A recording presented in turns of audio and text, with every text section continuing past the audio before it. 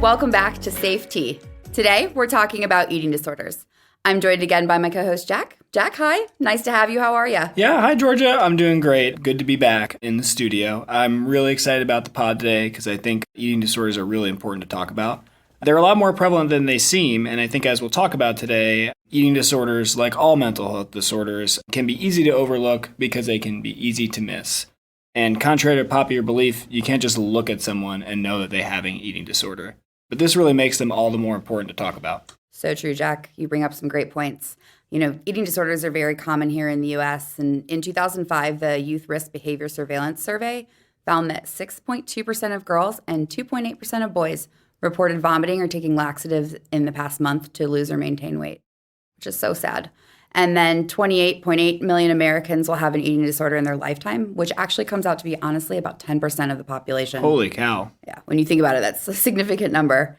Part of the reason I think eating disorders are so common is, you know, we have the pressures from social media, advertising, and pop culture that can create these unrealistic body image expectations that can really, I think, lend to someone developing an eating disorder. Right on. I think it's a very important point to talk about. And it's no surprise that these pressures and high expectations are strongest in a place like Hollywood, where actors are under immense pressure to appear a certain way in front of the camera, which can lead to either eating disorders or unhealthy eating patterns.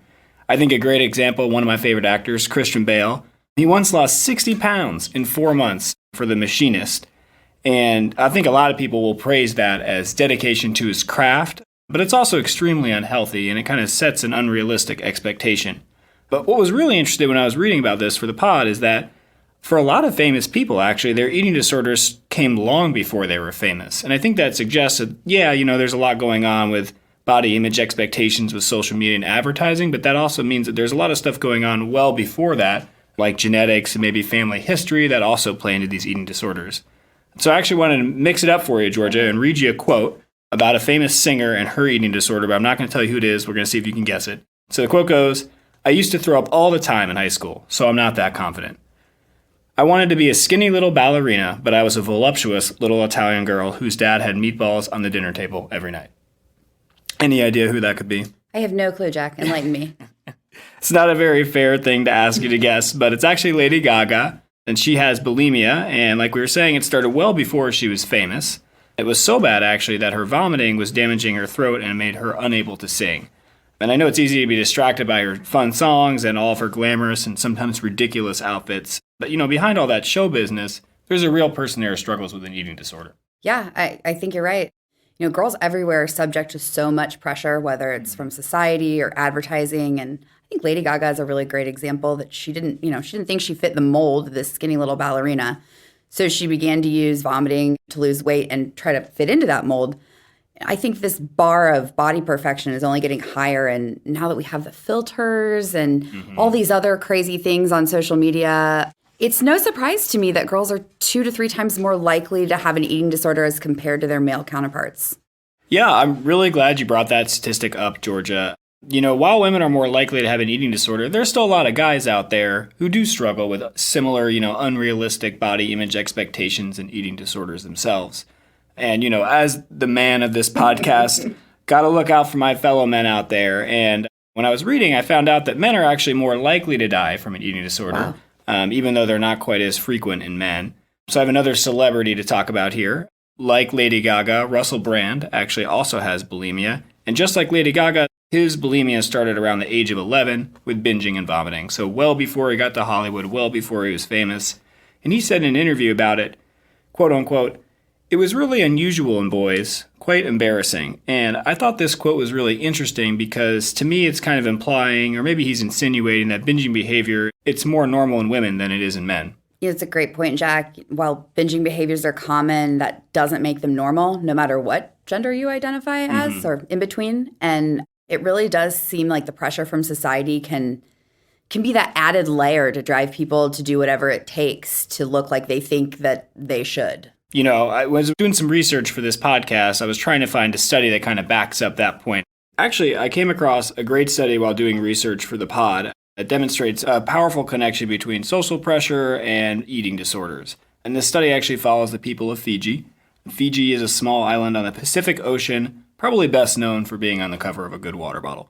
So interestingly enough, kind of before the 1990s, this island was very isolated and it didn't have a lot of connection to, Western ideals and Western culture. And in this study, the ideal female body was quote unquote heavier and more robust. And at that time, actually, there was only one documented case of an eating disorder prior to the mid-1990s. This began to change as this traditionally isolated island became exposed to Western culture through TV. So in the late 1990s, TV was introduced into the island, and since then, multiple studies have reported a large surge of eating disorders and even kind of a shift in the way people describe the ideal body type. So no longer does Fijian society value the heavier and more robust woman. Now, in studies, they describe the ideal woman as conforming to the Western thin ideal. And it's definitely not a one-to-one connection of TV and eating disorders. There's a lot of other factors going on, but it does maybe suggest that there is some sort of link going on there. Wow, I had no idea. It's such a good example of how our westernized beauty ideal clearly has a huge impact on eating disorders. And I think it's important to say that we don't think all advertising and media is bad, but we want you to be aware that the way that they portray beauty is not only unrealistic, but can be dangerous too. Yeah, and I think, we can talk about statistics and studies all day long until the cows come home, but I think what's really important is to hear it from somebody and to hear somebody's story. So we have brought in a returning guest today on the podcast, one of Rachel's friends, Laura, to come in and talk to us about her experience with an eating disorder. Laura's our first returning guest to the podcast, so we're super happy to have you back, Laura. How are you? I'm doing well. Thanks, Jack and Georgia, for having me today. Thanks for being here. So, Laura, why don't you tell us a little bit about yourself and how you knew Rachel? Absolutely. So obviously, my name's Laura. I am a medical device sales rep out in Seattle, Washington. I met Rachel when I was about 6 years old. I had just moved to Indiana, and she actually lived right behind me. Our backyards were connected. So we met and basically spent every day together growing up. I know it's not easy to talk about eating disorders in general, and it's even harder on a podcast over Zoom. So thank you so much for being brave and talking with us today. Why don't you just start by telling us a little bit about your eating disorder and just kind of the overall spark notes of your experience? So I guess it really just kind of trails back. My whole life, I was a perfectionist. I think I got it from my dad. So everything had to kind of have a place. If anything went wrong, I wasn't always the most flexible. So when I was about 14, I would say I started to have some issues just with like eating in general. I just would get really sick and I couldn't really pinpoint what it was. So I kind of started to avoid food. And then eventually I was diagnosed and I had to have my gallbladder removed. But during that point, I had begun to lose a ton of weight. When I went for my pre-op appointment, I stepped on the scale and I noticed that I had actually gone down to like 105 and I was 5'7" at the time. I'm 5'8" now. So I was surprised to say the least. I called my mom over. I was like, you got to see, like, I'm so tiny. And she was like, there's no way you weigh that much. And, like my sister and I, we always had this banter growing up, like typical siblings. I'd call her fat. She'd call me fat. It's just what we did. But I was also more sensitive. So over the years, I think I really did take some of that to heart, which she meant no harm by it. And I loved fashion. So I had like fashion magazines plastered all over my walls in my bedroom. And so after the gallbladder was out, I kind of noticed that the weight was starting to come back pretty quickly as I started eating again. And I wasn't like vomiting or, the side effects from the gallbladder. And so I actually began restricting. I was just drinking as much water as I could, just trying to like keep the weight off. And I wasn't eating a meal. I tried to keep my restriction down to like 140 calories a day maximum. Wow. Like if I was absolutely desperate, I'd eat like a Nature Valley bar. So it was getting pretty serious. And, I ended up, I think at my lowest, I think I was about 98 pounds. And so people kind of started noticing. And that's when I kind of realized I had a problem. Thank you, Laura, so much for sharing that. So to begin, did you always know you had an eating disorder? No, I honestly would have never even thought that I would end up having an eating disorder. You see it on TV and in magazines, but no. When the behaviors kind of started, it was really hard for me to, process that what I was doing was wrong by any means. I think I kept trying to convince myself, like I knew deep down that something wasn't right. I mean, eating 140 calories a day, that's not normal. But I don't think, especially growing up, I never could have even imagined that I would ever even have an eating disorder. So I think it was hard to tell. And I think, once people started kind of bringing it up to me, that's what made me come to the realization. When did your friends and family know about your eating disorder, and what do you think kind of tipped them off that you had an eating disorder? Yeah, my family was pretty unaware. I think they thought I was still just kind of recovering from the gallbladder. Mm-hmm. And none of my friends knew, not even Rachel. And again, Rachel and I shared everything. I was very just kind of, I didn't even think it was a problem. I didn't think I had a problem. I kept convincing myself everything's fine. So it wasn't until, people started kind of pointing it out in gym class. They were like crowding around me. They were like, Laura's so skinny when you're changing. And so finally, once I had to admit that I had a problem, I went to my parents and I just sent them a text message. I avoided them all day. I didn't want to see them in person because I didn't want to hear what they had to say. Yeah. I didn't go home. I went straight to the library. Yep. Went straight to my room when I got home. And then that's when they came up and kind of addressed it with me and did the best that they could. At this point, I look back and I was very, very skinny. But, my mom called our GP, got me into the Caris Center for Eating Disorders. Like, she was on it. I hated her then for it, but I thank her now. I called her the warden. And then as far as my friends, they didn't know. The only friend that I finally told, and she didn't even know for the longest time, was Rachel. And we told each other everything. So it was a hard secret to keep. I finally told her right before I was sent to the hospital that, I'd been going to the Caris Center, and that's why it was hard to keep from her. And then I think the rest of our friends didn't even know till way after I got back from the hospital, when it was kind of hard to say, like, I've been gone for a month. Something clearly wasn't right. Yeah. How did your parents react? They were very surprised. And I think they were just kind of doing the best that they could because they had never experienced something like that before. So they came in and they did the typical, like, I've heard this is just so normal, but so they did like the best that they could possibly do in that moment. Yeah. And how did Rachel react when she heard the news? So I finally told her. We were actually at the movies, which was the worst time to tell her, but she and I both began bawling in the lobby of the AMC movie theater. And she just hugged me and we were just sobbing. What would you say are some of the factors that contributed to your eating disorder? Were there life stressors? Was it peer pressure, society? Can you talk a little bit to that? So I was a perfectionist and I still am.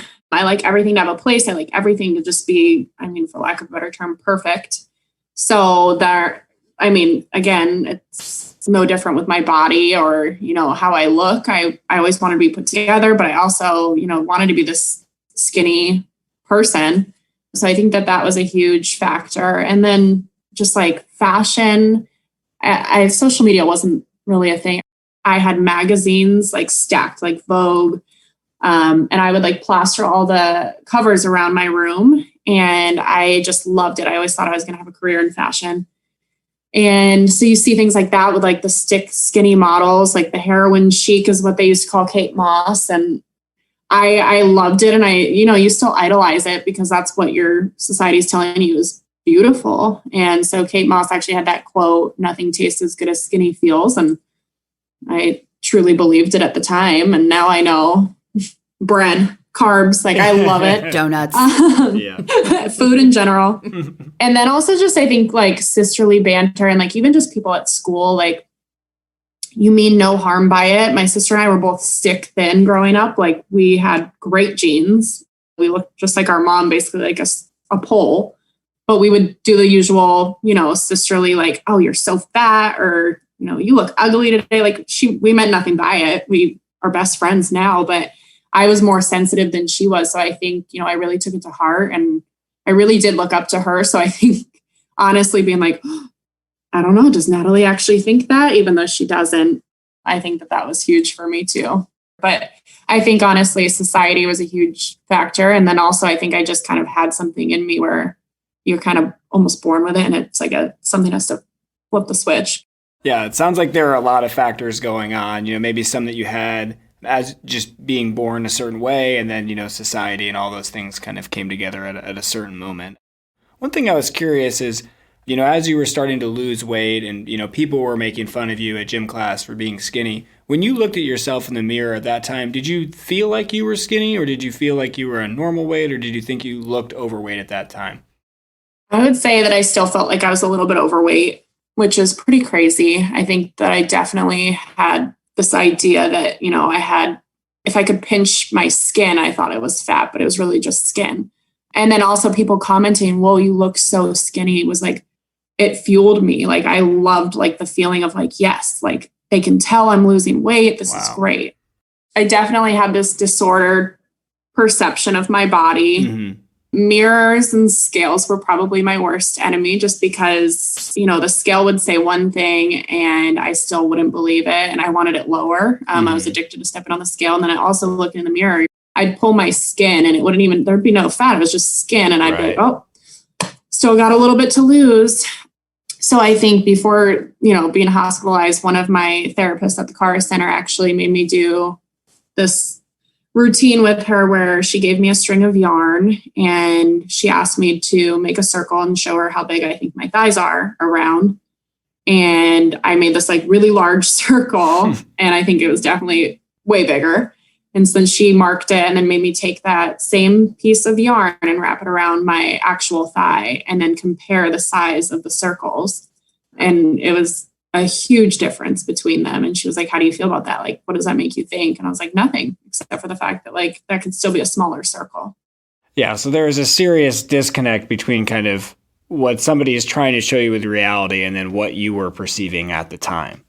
Exactly. I think what you're talking about is unfortunately like, somewhat common with, young girls not really being able to accurately perceive what they look like.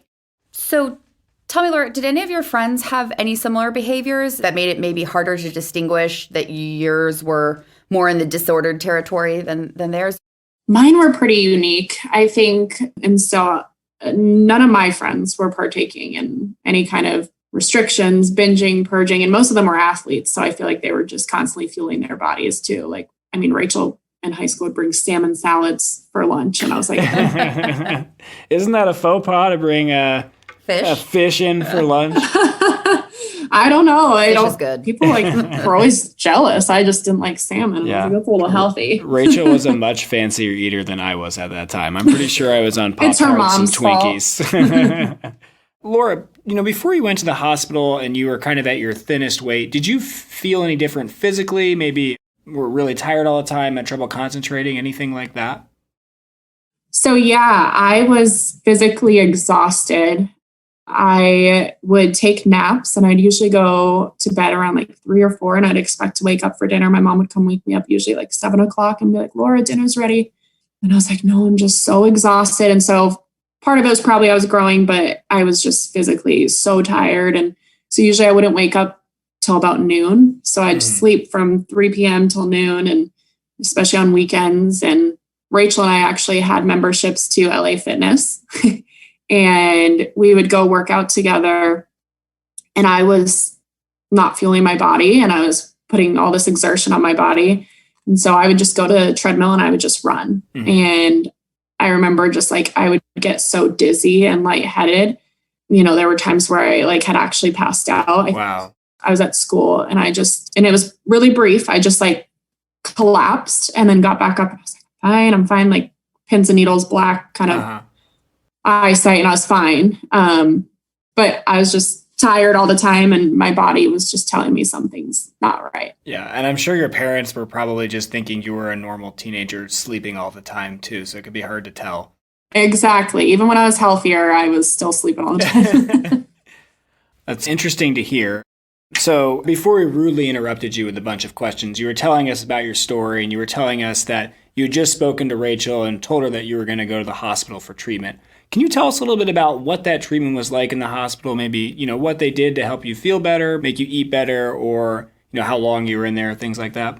Absolutely. So I actually started out right when I first told my parents that I had the problem. I started out at the Car Center in Indianapolis. So it's just an outpatient kind of facility where you go for therapy and they have a physician there who kind of tracks you. They're very specialized in eating disorders.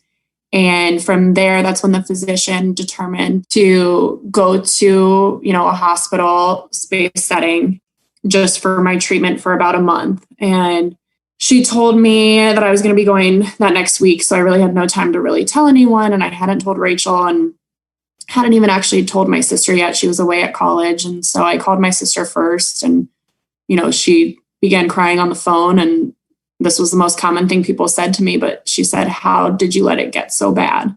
Wow. And I remember just breaking down because she was just hurting. Like, everyone didn't know what to say to me because they were so hurt. And so when I told Rachel that I was going, I was leaving that next day. So I took a month off school, and I ended up in this treatment facility in one of our bigger hospitals. And it was scary. Yeah, I bet. And, my first day at the hospital was extremely scary because I didn't know what to expect. I had never even heard of, a behavioral care center. Mm-hmm.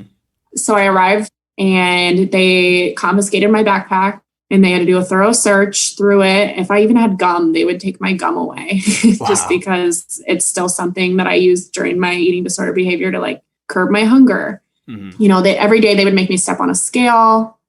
Blind, I couldn't see it.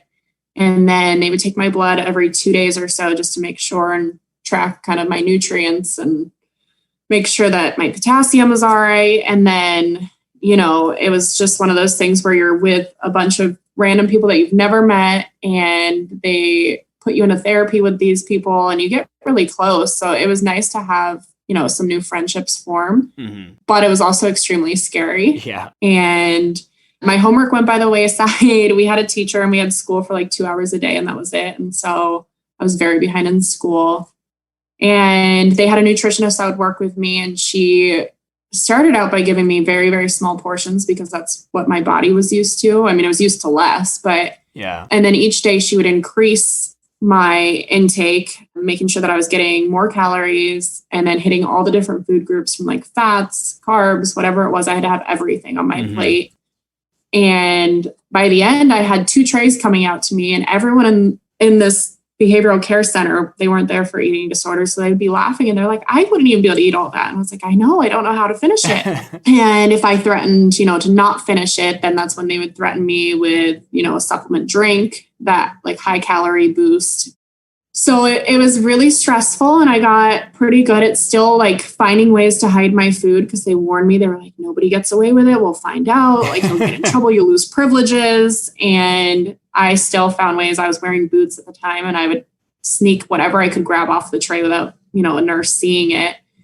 And I would hide it in my boots. And so after that, that's when the doctor found out that I was hiding food in my boot, and she actually banned people from wearing boots. So Laura, was there anything after you got out of treatment, that your family had to do to keep up the work you had been doing in treatment? Yeah, my mom to this day talks about it just because it was really hard on her. She had a lot, all day she had to just plan her day around me. So they covered my bathroom mirrors, throughout the house. Any mirror that I could see even half of my body had to be covered. And so she chose princess wrapping paper because I love Disney princesses.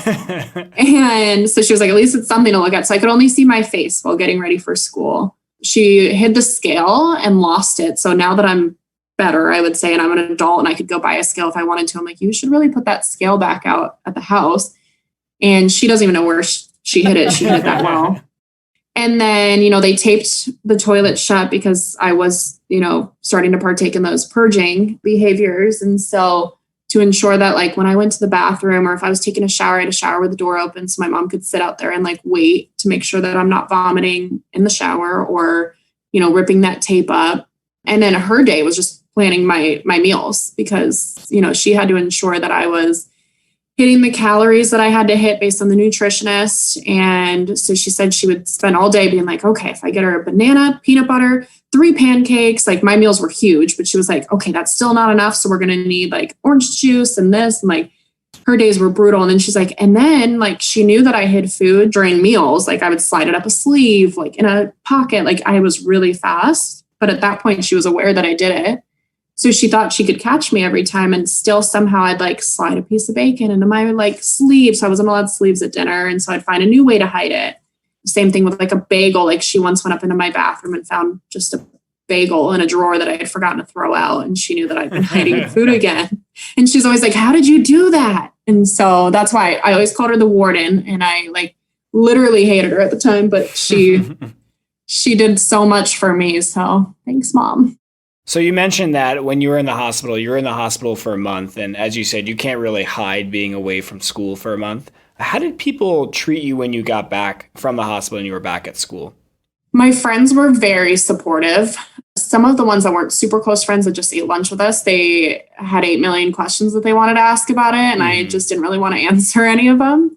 And, I had Rachel there throughout it all. But, teachers were pretty understanding. I had one that wasn't the most understanding. And I actually ended up failing her class. I had to retake it the next year because I didn't get my homework in during the time at the hospital. And then there were just a lot of kids, especially this group of guys, ironically, who, just would bully and, they would yell out at me in the hallways or at football games, like attention whore, or they would call me an anorexic bitch. And wow. I bought a pretzel at a football game one night and they were like, look, she eats. And I took a history class and I had, sophomores in my class when I was a freshman, and I hadn't even been hospitalized yet. And there were just rumors about me because I'd been losing the weight. And I hadn't even admitted to anyone, not even Rachel, that I had an eating disorder. And this girl looks at her friend right next to me and like very loud and was like, that girl's bulimic. And I was just sitting there like, no, I'm not. And I was so mad, but I was just like, that's so rude. And it made coming back really, really hard because you're trying to focus on yourself and your health. And then there's this other piece of bullying, which really hinders your mental health as well. And with the eating disorder, I was already on depression medication just because like everything was out of whack. And I was so unhappy because it's just kind of hand in hand with the eating disorder. Yeah. And so then you have these people like tearing you down at the same time. And you're in this really, influential age where people saying things really does affect you. And it was hard. That sounds very hard to deal with. It's so much going on. And then you have a bunch of, classic guys giving you a hard time for no reason. They probably thought they were being very clever. So you had all this treatment. They were making you eat all sorts of meals. Did you feel like that helped in the long run? I would say having more focus on it definitely did. Initially, before I went to treatment at the hospital, I was just eating lunch with my guidance counselor. That was kind of their solution of like, you can stay in school, but eat with your guidance counselor at lunch. But the guidance counselor would leave me alone. And so I would just throw my lunch out. So it never worked. I don't think she really quite understood what was going on. So I think having that time really did help. And then also, it is so focused. Like you do therapy every day. You do group therapy, you do art therapy. And so I think that it really was helpful for me. If you could go back in time and speak with yourself, what would you say? Do you think your younger self would listen? I think I would go back and just, tell myself that like nobody is perfect and no body is actually perfect. So I know that I wouldn't listen. There's nothing I feel like you can really say to somebody when they're going through that. It has to be them wanting the help. And also I would say to myself, just not to listen to the other people. I was very much bullied during that time once I got back because everyone kind of found out that I had been gone for a month. It's hard to hide that. So I would say just don't care what other people are saying either because it's high school and high school ends. Really good advice. Why do you think you were bullied when you got back to school? Kids are mean. Honestly, all those people like looking now at, their Facebooks or whatever. I don't know if that's still cool, Instagrams, but like they're all married and have kids and look like they're doing great things. And I think, things that they said back then carry little weight, but I just think like it's what kids do. I don't know why. And I think, they had nothing better to talk about. And it was the most interesting thing probably happening at our school at that point was like, oh, somebody has an eating disorder. Yeah, it seems like to me kind of across your journey, people never knew what to say to you when you said you had an eating disorder, or maybe they were concerned. Like it seemed like your parents had a hard time kind of understanding what to say. Your sister kind of sounded upset with you almost when you told her that you had an eating disorder. Do you think that stems from people not understanding eating disorders, or do you think it comes from somewhere else? I would say with my family, it was definitely that they just care so much and it hurt them so much to know that I was, harming myself essentially. I think for some people it is like, it's just, especially during that time, like it's such a stigma like that people don't want to talk about it. You don't want to talk about like if you have an unhealthy thought with food, even now, I'm like, I don't know one person that hasn't ever had an unhealthy thought or feeling about themselves or food or whatever it is. Like I've never met a guy or a girl who hasn't at least had that thought once. And so it's one of those things where I think people just need to talk about it more. So you've clearly gone through a lot and it's really amazing, your journey. What about now? Do you still struggle with disordered eating or with food, the thoughts, or is it not really as much of a thing for you anymore? So now I would say I'm obviously better. I mean, I think I can put all my focus and my energy into work and friendships and travel and things like that. I've found passions in other places, but I think that I still definitely have, days where you think about it. I don't think it's ever something that's just going to go away. I think it's something that I'm always going to have to deal with. I just now know like the healthy ways of, I'm not working out just because, I had a cheeseburger. No, I'm working out because I want to be healthy. I think it's things like that, or like changing your thought process, because mine was always like, I can't eat today because, I had Oreos yesterday. And it's like, maybe I ate too many Oreos yesterday for like what people would consider healthy, but like, it's fine. I'll just get back on track with, my healthy whole eating, that I've been doing. And so I think it's things like that that really do help. I definitely still struggle like anyone else. And, some points in your adulthood, you come across things that like you didn't really know existed. So like diet pills, like I couldn't really get my hands on those when I was younger. And even, there were times where I have taken a medication that curbs appetite. So I'm not perfect, but I definitely am much better now. And I'm not freaking out if I'm a little bit what I think is overweight. I don't have a scale still. I don't use the scale to tell if I'm, doing all right. So that's been helpful. Well, that's great. I think it's progress, not perfection, right? Exactly. Yeah. Thanks so much for sharing. I know that's, it's an extremely personal thing that you're sharing with us. And I think it's great for, all of our listeners to hear your experience. You mentioned a lot about the stigma of eating disorders. Is there anything that you'd want to tell somebody maybe who's maybe listening to this podcast and who maybe they struggle with an eating disorder themselves? What would you tell somebody like that? I would say just talk to somebody that you trust. I think I spent so much time dealing with it on my own that things got, more out of hand than what, it could have been. So I think just being open and talking and especially for their family and friends too. Like if you think somebody is having disordered, eating patterns, like feel free to talk to them about it. But like definitely do it in the more caring way. Like I think I kind of got bullied into it by people at school, but just having an open and honest conversation. I think that that's huge with any kind of, mental illness or, disorder. Thank you, Laura, so much for your time and sharing your story. Next up, we have some experts in to talk more about the eating disorders with us. It's nice to meet you, Dr. Neff and Dr. McBrayer. Thank you so much for coming on to the show. Why don't you guys tell us a little bit about yourselves? Sure. So, as you said, I'm Dr. Mallory Neff. I am actually a psychiatrist and also pediatrically trained. And my course of study and practice after graduation from residency has been pretty broad. But right now, some of my focus is a treatment of eating disorders. Awesome. Nice to have you. Thank you. And I'm Dr. McBrayer. I'm currently an adolescent fellow, so I'll be in my third year soon. I'm pediatric trained and also did a year of internal medicine as well. So I have broad interests. My primary interest is in addiction medicine, and I'm hoping to do another fellowship in that. But I also work in the eating disorder realm. Thanks so much for coming in. It's always great to have some experts to help us out with kind of the nuts and bolts of things. We've got some questions to ask you guys, and we've also got some myths to either bust or confirm. So shall we get started? Yeah, that sounds good. All right. What are the most common types of eating disorders, and what makes them different? How can you tell them apart? So in terms of the different types of eating disorders, they're the ones that people normally think about. Mm-hmm. So anorexia nervosa, which is characterized by poor body image, low weight or weight loss, and then bulimia, which is binging or overeating and purging or vomiting, laxatives, that sort of thing. There's binge eating disorder. And then there's this whole other, so there's atypical anorexia and some others that don't necessarily fit into these categories. Like, for example, someone that just purges but doesn't binge. So they have their own diagnosis. Yeah. Do you mind telling us, what do you mean by just purging? What is that? How does that manifest itself?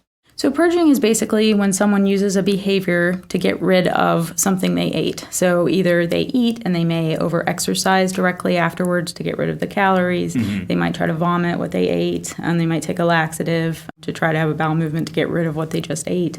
So any behaviors like that. So I'm going to bring up a myth, and you guys can, talk to me a little bit about it and give me your thoughts. People with an eating disorder always know that they have an eating disorder. Is this true or false? I think that it depends. So there are certainly people who are aware that their food patterns and their eating patterns and their exercise patterns are not the same as other people. I think that because of some of the things that you talked about earlier in the podcast, where we do have a lot of social media influence about what our bodies are supposed to look like, every day everyone is exposed to restricted diet ads, definitions of what counts as healthy and unhealthy food, what exercise is supposed to look like, why someone might exercise, exercise for body image versus for health and well-being. I think that there are often situations in which those social media images create a feeling that it is normalizing abnormal behavior, right? Okay. And so if someone is participating in some of these activities, they may view it as this is what everybody does, right? Okay. Everybody goes on extreme diets. Everybody restricts their foods to what's only considered healthy. Everybody wants to exercise. And when they exercise, they're thinking about getting rid of calories or doing these things. So I think it kind of depends on the level of the behavior and the severity and what type, right? So yes and no. I think sometimes yes, sometimes no. Sometimes people do know that they have an eating disorder, or maybe they have an inkling about it, but then there's also people like Laura who at the time really didn't know that she had an eating disorder. Like Laura was saying that she was restricting to 140 calories a day. She may look at diet ads and say, oh, this is what they're touting. But someone that's binging and purging, they're not typically doing that out in the open. You're not seeing that in the media. They're doing it in secret. They know that what they're doing is not something that their friends are doing. And so I think a lot of my patients with bulimia, a lot of times they know that what they're doing is not what other humans are doing. Yeah, that's really interesting what you were saying there. Seeing behaviors that maybe they think are normal but are not normal leads them to think what they're doing is normal. One thing that kind of follow-up question on that is, for people that think what they're doing is normal, does that make it a lot harder to treat them? And if so, how do you go about kind of talking with somebody who doesn't think what they're doing is unhealthy or wrong? So I think that a lot of that can depend on the age. We know with restriction that people's brains don't work correctly, and so we don't expect them to have great insight into what they're doing. I think it's a lot more challenging with patients that don't necessarily agree or as Laura said, think they're overweight when they're not. Yeah, I think that there are a lot of times in medicine where a family member or a physician are worried about something that the person who's having the experience is not worried about, right? And there are a lot of techniques that you can use to try and encourage someone to get to a place where they see the problem for themselves. I also think, unfortunately, sometimes things have to get really bad before people realize that they need help. Yeah. Or it has to negatively impact someone else. And then they sort of have that awakening. That's not ever what we want to let happen, if possible. But there are times, I think, where someone does a little bit have to come to that on their own, hopefully with the help of their family and the help of a medical or psychiatric provider. Yeah, I think you hit the nail on the head there, Dr. Neff. I think it's a lot like Laura's story, right? She didn't think she had a problem until she actually ended up passing out, and that led her to, seek help. How, maybe Laura, you want to jump back in and answer this for us, but how can a friend approach someone that they're worried about with an eating disorder in a helpful way? I would say just being open and vulnerable, but also just cautious. Like, don't make it uncomfortable for them. I wouldn't kind of blame them. It's just, I would say just be supportive. I think that that's the biggest thing, and it's the most obvious. But I think, having somebody come up and not either question your behaviors, but just kind of say like, hey, I'm worried about you. I'm here for you. I think that that's honestly probably the best. I know everyone wants to come up with me like, you're so skinny. What's the big deal? Like, you're fine. Like, you shouldn't be doing this. Like, I think just coming in and saying like, hey, you need somebody to talk to, I'm here, and kind of go from there. And hopefully the person will be more willing to open up. I think that bringing up that expression of worry is really important because, like you said, it is easy to say what's wrong with you versus I am worried about you. And it kind of brings that in the idea of often people don't recognize how their behaviors might be affecting other people. Mm-hmm.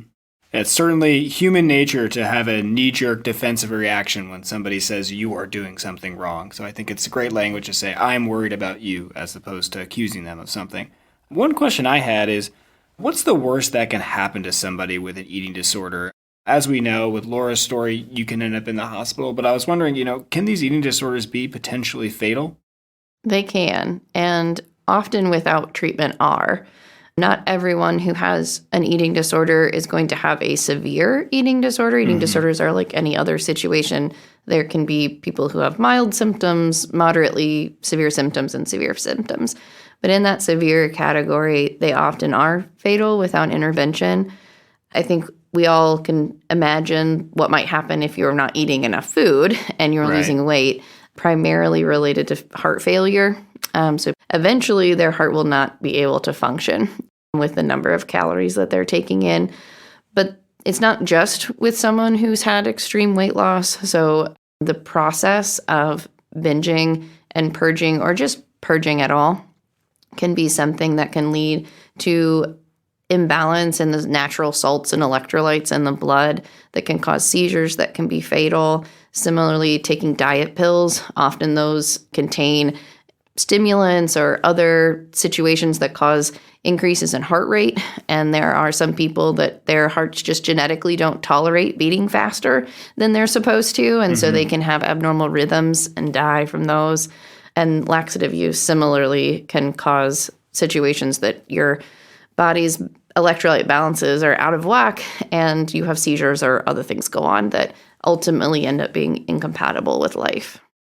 Yeah, and thinking about also the suicide risk. So with anorexia, bulimia, all eating disorders, the suicide risk is really, really elevated. Wow. So these are actually have the highest death rate of all the psychiatric disorders. With anorexia and bulimia, you're 3 to 5 times more likely to die young than your non-eating disorder peers. So that's why we take them so seriously. Yeah, certainly. It sounds like there's a variety of ways that things can go wrong with eating disorders. In your experience, when you're concerned about somebody and you think this person needs to come into the hospital, how do you convince somebody, we need to get you into the hospital, we need to get you some extra help?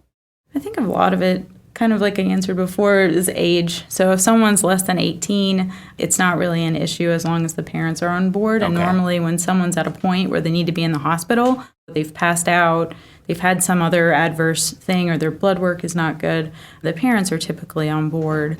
With adults, it's a lot more difficult. So obviously, if you have an adult that's also suicidal, there are legal pathways to where you can get someone into the hospital legally. If they're not suicidal and it's a different situation, they're allowed to make their own choice. And so I think using the same first-person language like we were talking about before, I care about you, I am concerned about you, I'm afraid something bad will happen if you don't go to the hospital. And then beyond that, for our adult patients, that's kind of where we have to leave it and hope that they make the right choice for their health. Yeah, I think family support in that is really important, which can also be challenging because we have rules about what we can share with other family members. So I think it can be very challenging to get individuals who are adults that clearly need to be hospitalized into the hospital if they don't accept that. Often, though, when adults are at a point that they need to be hospitalized, there is a level of medical frailty that they are aware of. Sort of Laura made the example of feeling dizzy and potentially blacking out. So sometimes they are aware and are at least willing to medically protect themselves.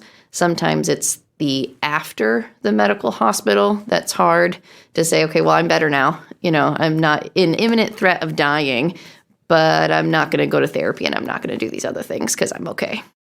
What are some risk factors that make people more likely to have an eating disorder? We've touched on it a little bit. We've talked about social media, but what about the person themselves? not society as much.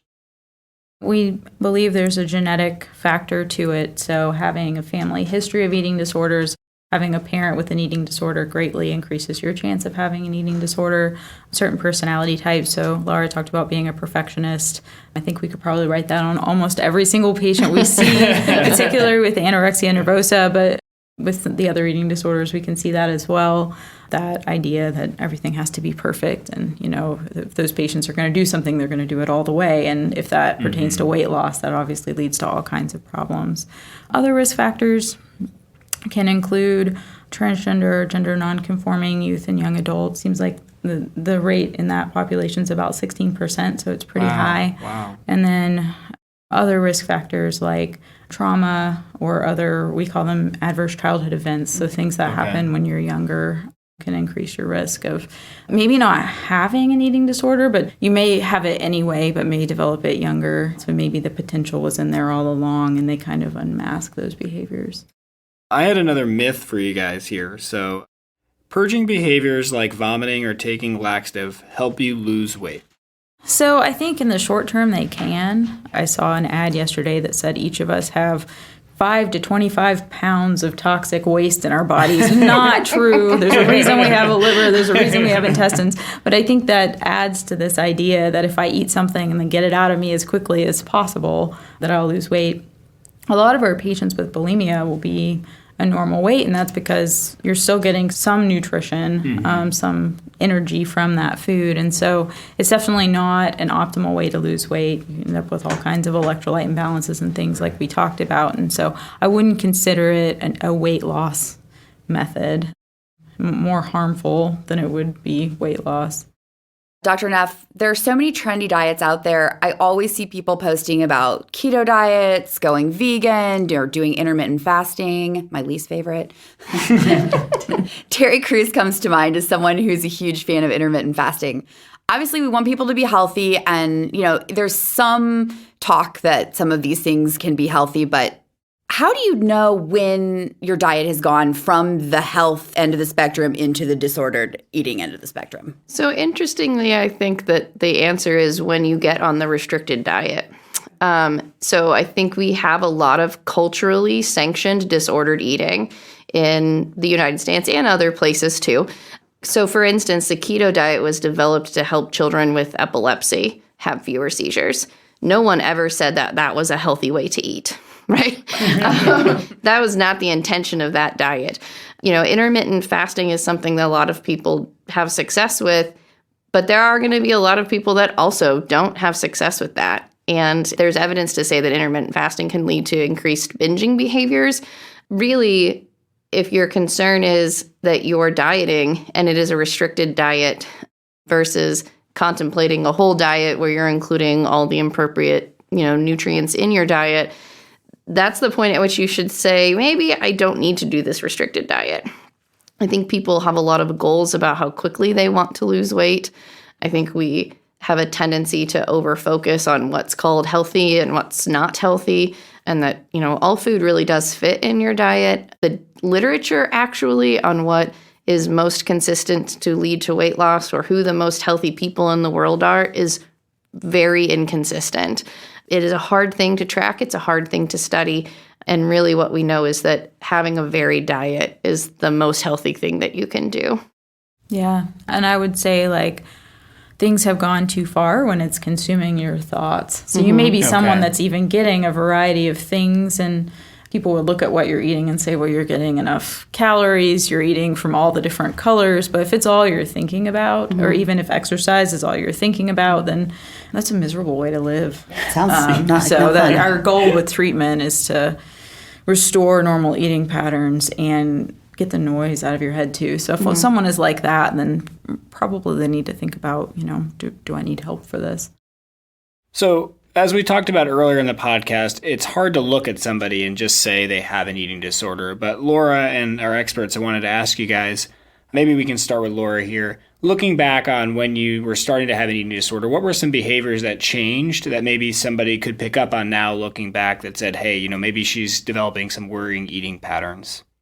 I would say specifically with the restricting, with the anorexia, it was more Like I would play with food on my plate. Like especially if I was in a group with people, you don't want them to really know. I would just sit there and kind of play with my food, like to make it look like I was eating, because nobody really notices. They're all really caught up in conversation. So if you look like you're like moving your fork around, I feel like it kind of helped. But if somebody was watching me, they would notice like you're not actually really doing anything. You're not really taking bites of your food. I would constantly say like, I already ate, or, I'm not actually really that hungry right now. So just like kind of, if somebody was with me earlier in that day and they knew like, you haven't eaten all day, I think that was a huge one that people kind of started to pick up on. They're like, no, you haven't eaten today. And then honestly, during my process with my eating disorder, I did kind of fluctuate between anorexia and bulimia. Later on, I started the purging behaviors. So I think, disappearing after you eat, that was my biggest thing. Like I'd always have to go to the bathroom. I was like, oh, I just got to go to the bathroom, or got to take a shower after dinner.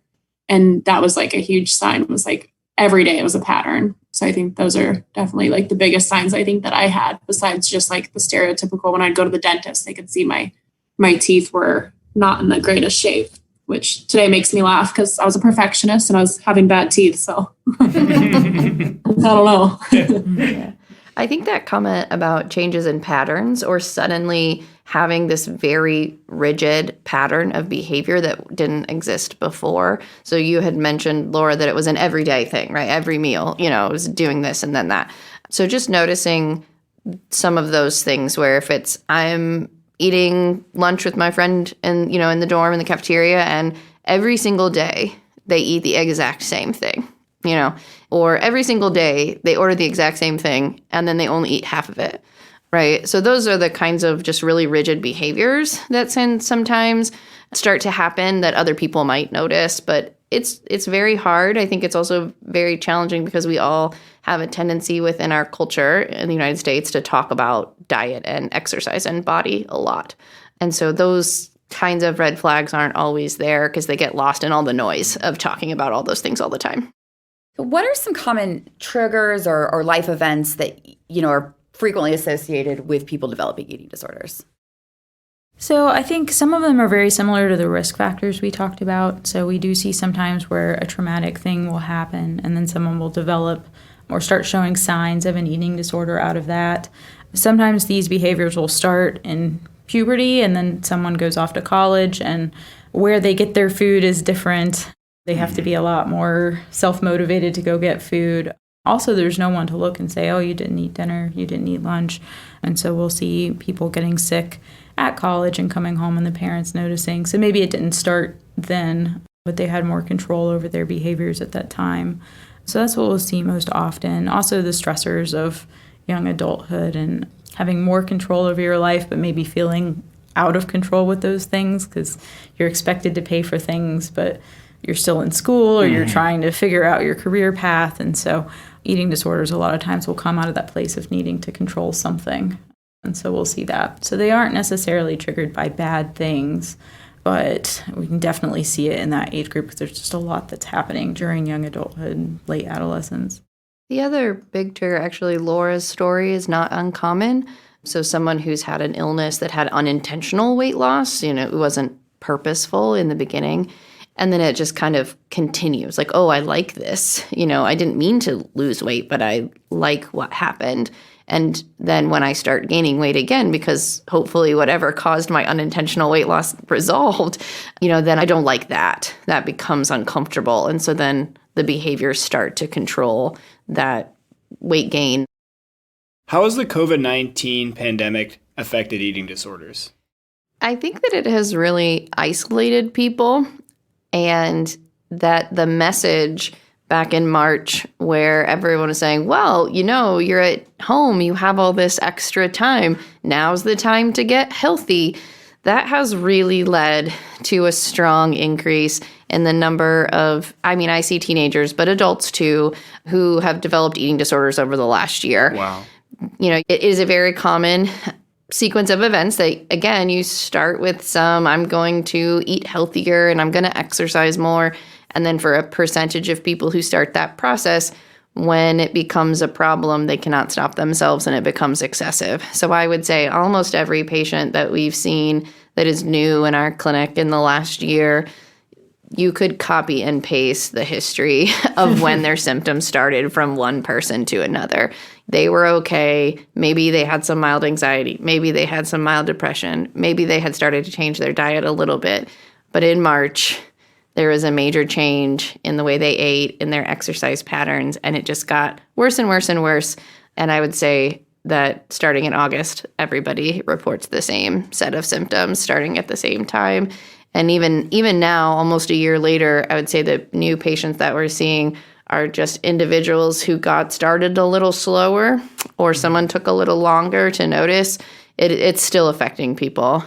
And it has really, I think all of mental health has really suffered over the last year of isolation and change in our normal daily routine and just how the world functions. But certainly for eating disorders as well, it has increased a lot. How do you guys treat eating disorders? We talked a little bit about kind of the nutritional regimen that Laura was on, but are there any medications or things that you can give people to help them? So treating eating disorders is a complex process. So it's not just medications. Really, food is the most important medicine. Normalizing the eating behavior, whether it's someone who's having binging and purging, or just purging, or someone who's restricting, or any combination of those things, working on redeveloping their sort of internal sense of hunger and redeveloping their internal sense of what's safe food and what's good to eat is the most important thing. Okay. Unfortunately, because of part of the eating disorder, that can be very challenging, that all by itself. So there is a lot of therapy that is involved in that, guidance from medical providers and dietitians. Sometimes we do use medications. There are a few medications that have indication for eating disorders, but those are really not what we focus on. Okay. And they're really to be considered an augmentation to those other parts of the treatment that are more important, which is normalizing eating behaviors, stopping eating disordered behaviors, and using therapy to support all that and guide people to recovery. Wow, until you really spelled it out there, I didn't realize how many facets you have to take into account when you're treating an eating disorder and how these things all have to kind of happen at the same time or in a synergistic way. How long would you guys say it typically takes someone to recover from an eating disorder? And, is relapse a part of that recovery? I'll jump in here. I honestly, obviously for every person, it's different. I have met some friends who also went through, disordered eating behaviors, and they were fine after, 6 months, a year. I think, one, it depends on how far into it they are, and also just the person and what kind of treatment they've gotten and the support that they have around them. So I would say I don't think anyone ever fully heals from an eating disorder. I don't know if I'm wrong. I'll let the experts speak on that one, but again, I still have some disordered thoughts and feelings, but I think it's just about managing them in a healthy way. Typically speaking, we think after nutritional recovery that it takes about 6 to 12 months. So we usually say for about a year that people will be in intensive, specific eating disorder treatment. And that doesn't mean in a hospital. That's more often than not, that's in an eating disorder center or clinic. Usually people are in treatment for about a year of intensive treatment. That doesn't necessarily mean they're 100% recovered at the end of that year, but that's the average. Wow, that's a long time to be treated for something. And I'm very happy that we have you two experts helping to take care of people with eating disorders. Thank you guys so much for coming on the show and helping us out. We definitely needed your expertise. I have one final question for you guys. Do you have any recommendations or resources that people can go to, maybe if they're listening to this podcast and say, hey, maybe I do have an eating disorder or maybe I need some help? Where can they go to get some help? Sure. The biggest kind of clearinghouse, I would say, for eating disorder information and support is the National Eating Disorders Association, or NEDA. So they have a website. It's nationaleatingdisorders.org. And the reason I like to highlight that particular website is that they can help you with access to resources if you need them, or community supports or treatment. But right at the front on their webpage, the first thing you see is a chat from their website option, a call or a text option for support if you need it. So they give you a lot of options as to how you want to access that support and help. The phone number is 1-800-931 2237, and you can use that number to call or to text. And then, like I said, if you prefer just like an online chat, they have those resources too. So I think anybody reaching out to them, there is support available in the moment for any support that someone might need. And I agree. I think that's probably the most important resource. The American Academy of Pediatrics also has lots of resources on their, it says healthy kids, but it's really to young adults. So really it's like 11 to 26-year-olds if you think about like adolescents. So there are resources on there for adolescents, young adults, and also for parents who have children that are, or young adults that are going through this. And then I like the website youngwomenshealth.org and youngmenshealth.org. It's a lot of general health, primarily targeted towards college-age individuals, but they also have some information on eating disorders as well. All right, that's a wrap. I want to thank our expert guests today, Dr. Neff and Dr. McBrayer, for joining us and providing our audience with some great advice and insights into eating disorders. And a special thanks to Laura for sharing her own story of a struggle as a teen with an eating disorder. We appreciate you all so much, and thanks for coming into the studio today. Until next time, this has been another episode of Safe Tea by Rachel's First Week. Safe Tea is brought to you by Rachel's First Week. Executive producer, Mike Wilson from Airborne. Sound engineer, Ben Vaughter. And a very special thanks to American Medical Response, NASCAR, and Healthcare Initiatives for their financial support of this podcast. Visit us on Facebook, Snapchat, Instagram, and Twitter at #Rachel's First Week. Don't forget the A in Rachel, spelled RACHAEL. We want to hear from you, so contact us at rachelsfirstweek.org. Don't forget to subscribe now so you don't miss a single episode of Safe Tea. This is Georgia signing off. See you next time.